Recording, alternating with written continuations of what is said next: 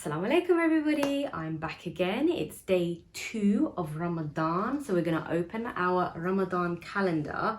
Where is day 2? Let's have a look. Oh, there it is.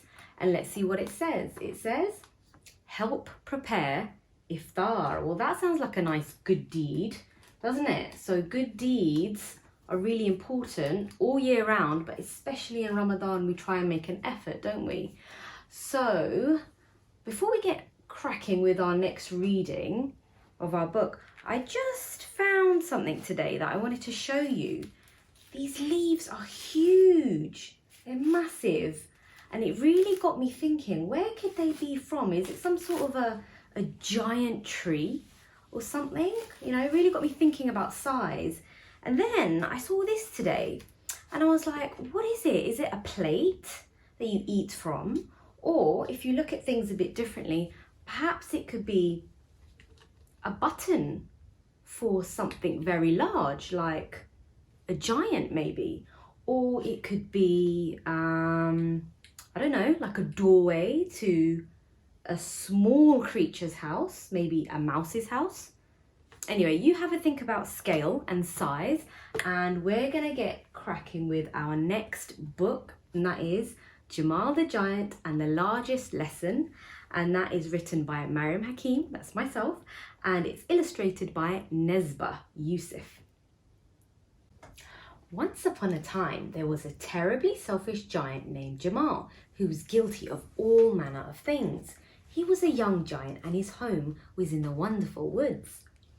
The trouble is, the animals that also lived in the woods were all fed up with him. Often, Jamal would slurp up the lake water whenever he felt like it. The fish that lived in the lake watched their home shrink and were most displeased. He would break tree branches and chew on them while pondering aimlessly about things. The birds all feared him as their nests were destroyed. He would go down to the orchards and shake the apple and pear trees, popping the fruit into his mouth like little berries. The workers would scramble, rapidly running away like tiny ants. They were very upset that their harvest had been ruined. Slurp, gulp, crunch, and chomp, chomp, chomp. Sometimes Jamal would go down to the nearest village and raid their food and drink stores, chucking the leftovers about everywhere. He didn't have a care in the world about his actions and how he hurt others that lived nearby. In fact, he would even laugh at the people or animals scurrying away. Ha ha ha ha ha. One night, Jamal decided to creep up to the local village to rob the juice stores. He was ever so quiet as he loved surprising people and shocking them. He thought it was funny. He had got really good at creeping up over the years. This time, no one even noticed him peering into their windows as he overheard their loud conversation at the baker's house. The whole village is fearful. We need to ask him to stop or leave, said Baker Mo firmly. I heard he's the last of his kind and that's why he's so naughty, because he's alone, said greengrocer Eunice sadly. I know we made a promise to his mother to bear with his silly ways, but enough is enough, fumed Farmer Yasmin. It's such a shame. If only he was like his parents, who were so kind and lovely, said Dairy Farmer Mimi, shaking her head. Oh Lord, please let there be an end to this misery. Ameen, said Ali, the new village imam. Troublesome, bothersome, loathsome, they all say. Am I really that terrible? Thought Jamal, shocked at what he'd heard. He'd forgotten all about his lovely parents and how they had taught him to be kind. He'd forgotten that one day they had to go to a faraway place. It seemed like such a long time ago now. He didn't like that the villagers wanted him to leave. The giant went home that night, snapping off more branches to chew on. There was a lot to think about. Snap.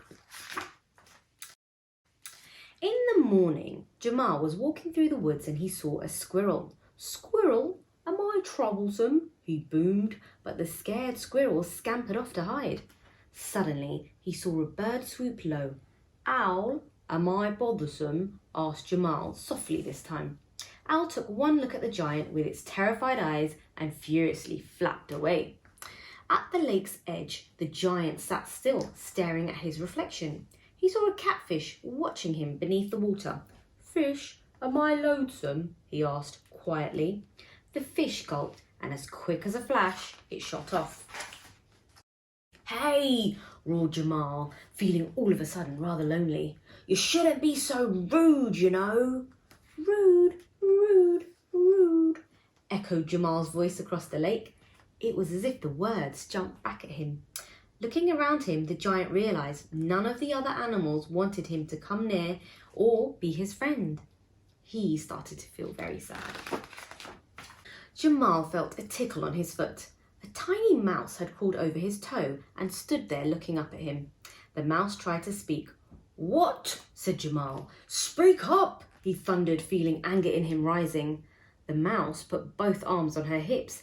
Clearly, she was not impressed. Jamal realised he was bellowing at a tiny mouse.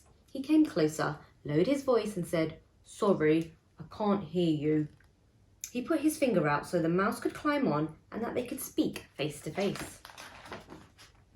Now look here, squeaked the mouse crossly. You've completely squashed my home. Jamal prized his foot back away from the earth. A band of tiny mice scurried away in all directions, finally released. Sorry, said Jamal, feeling awfully guilty. The mouse stared up at him. Jamal stared back blankly as he didn't know what to do next. That's okay, said the mouse softly. You probably didn't mean it. Saying sorry always helps, as does making amends and being kinder next time. I hope you will. Goodbye. And she turned her back indignantly as if all was said and done. Jamal let her down gently and the mouse scuttled off to find her family. Jamal's eyes opened wide. Saying sorry, making amends and being kinder next time. Yes, that's right, he said excitedly. Jamal didn't feel so bad anymore and was unexpectedly filled with hope. He hadn't felt this happy since he was a very little child. It gave him a small smile and a spring in his step as he thought about how he could make things better. The next day, the villagers were readying themselves. They were set to take on Jamal the giant and tell him to leave the land if he wasn't going to change his awful ways. But as they began to assemble, a curious thing happened. Sammy and Alia, the greengrocer's children, came running to the gathering. The village water and drink stores have been mended, they said excitedly. Farmer Yasmin joined the group hurriedly. My bales of hay were all stacked up to one side today, so neat and tidy, she said, beaming with this good news. And I've been told there were crates of apples and pears placed in an orderly fashion waiting at the orchard. So very helpful, shouted greengrocer Eunice, joining the group.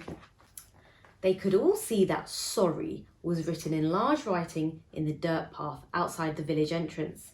Everyone happily went back home that day, for finally it looked like their lives would be getting better after all. Upon hearing this news, the village imam smiled. Finally, he whispered, our giant friend has learnt the ancient wisdom that good actions can fix bad actions. This is a much better way to live for all creatures, big and small. Jamal went on living his life in ways that helped others and not just himself. He was so helpful that the villagers wanted to share their harvest with him. He really didn't have to steal. His good actions had set off a chain reaction of other good actions, thoughtfulness, kindness, sharing and caring for others. As he grew older, he always thought about that day by the lake, when he was taught the largest life lesson by one of the smallest creatures. If you've done wrong, just say sorry, make amends, and be kinder next time. Sometimes it really is that simple. And here is a quote.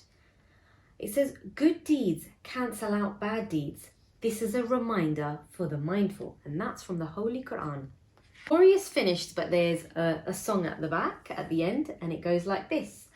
The largest lesson is without any doubt a brilliant blessing with powerful clout. We all make mistakes, so quickly say sorry and make amends soon. There's no need to worry, 'cause good deeds are great, erasing bad deeds forever. If you're kind next time, it is much better and clever. That's the largest lesson which we should all learn to change our behaviour towards a good turn. The end. Now, I hope you all really enjoyed that story. It's a sweet little uplifting story all about good behaviour and making amends.